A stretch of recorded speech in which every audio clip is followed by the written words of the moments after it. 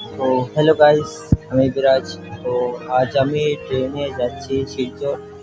আর বসতে বসতে তোমাদের সাথে আমি ভাবলাম যে তোমাদের সাথে একটা কিছু শেয়ার না করলে হয় না। তো আমি বসে আছি এখন ট্রেনে, তো দেখতে পারো।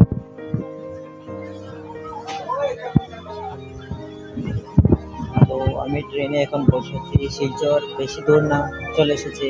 তো বসতে বসতে আমার মাথায় একটি সাইডে এসেছে, তো আমি তোমাদের সাথে কমেন্ট শেয়ার করতে চাই। তো যদি ভালো লাগে থাকে তাহলে আমাকে লাইক কমেন্ট শেয়ার করবে, আর ভালো লাগলে সাবস্ক্রাইব করে যাবে। তো আমি এখন তোমাদেরকে শায়রিটা শোনাচ্ছি, তো শোনো। যাত্রা যদি লম্বা হয় তাহলে ধৈর্য রাখতে শিখো।